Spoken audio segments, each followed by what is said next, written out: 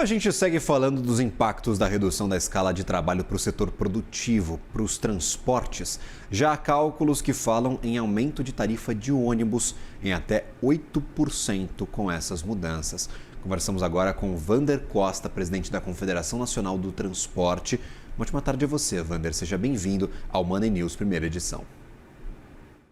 Boa tarde, Gabriel. Prazer falar com vocês e para esclarecer para a população que a proposta da PEC 221 aprovada na Câmara vai trazer o aumento generalizado no custo do transporte, especificamente no transporte urbano, estimativa aí de um aumento da ordem de 8%, que vai ser suportado pelo usuário do ônibus ou pelas prefeituras, que hoje boa parte das cidades, das grandes cidades brasileiras, já tem parte do custo do transporte arcando pela prefeitura, que em última instância é o cidadão que vai arcar com o aumento desse custo.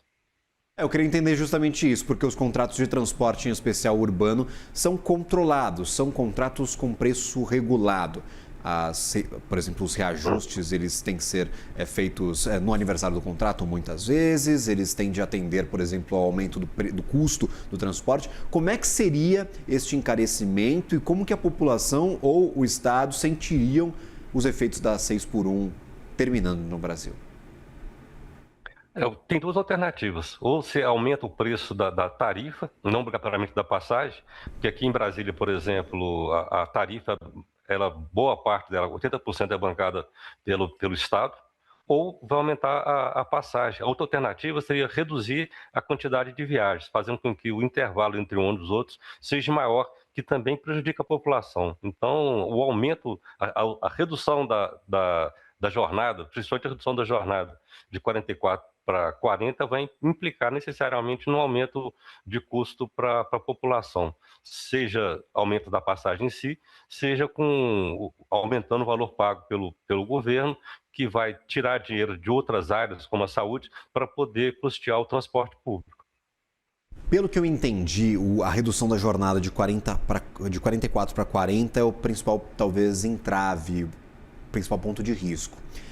Por que ele é o principal, já que em outros setores, por exemplo, o setor de alimentação, fala que até é possível debater a redução de jornada, mas não a limitação de trabalhar apenas 5 dias na semana. Só para a gente ter uma noção das distinções de cada um dos setores, das características destes setores, e entendermos a posição dos transportes. Por que reduzir jornada pode ser problemático?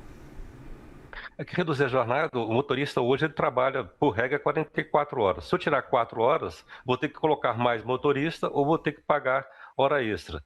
No caso da jornada, no transporte urbano, normalmente a quantidade de veículos rodando no sábado e domingo é menor do que durante a semana.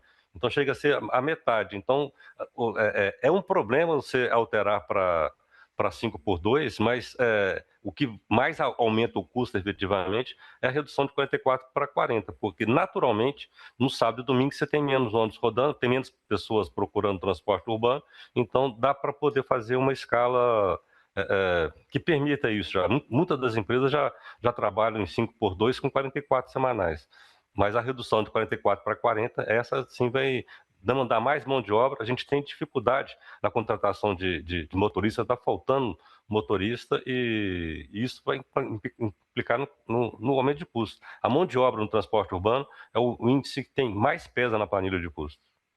Perfeito. E quando a gente olha, por exemplo, para novos projetos, eventualmente, isso vai dificultar, talvez, a contratação de novos projetos de infraestrutura de transporte, principalmente, porque os contratos que já estão vigentes, eles já estão protegidos, teoricamente, pela letra do contrato para fazer esses reajustes. Mas quando a gente olha para frente, para inovação, para mais infraestrutura, pode ser problemático também?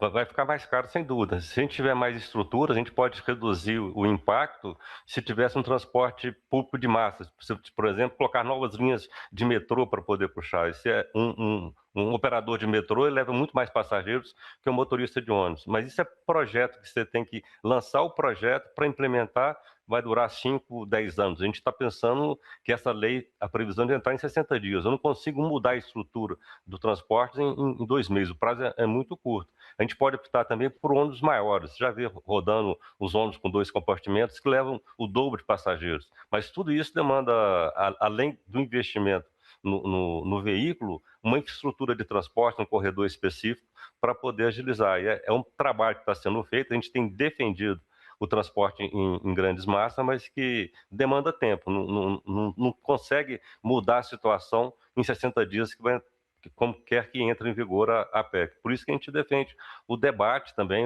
que apense a PEC 12 para poder ter a jornada flexível, até para contratarmos algum motorista para poder suprir a falta do profissional.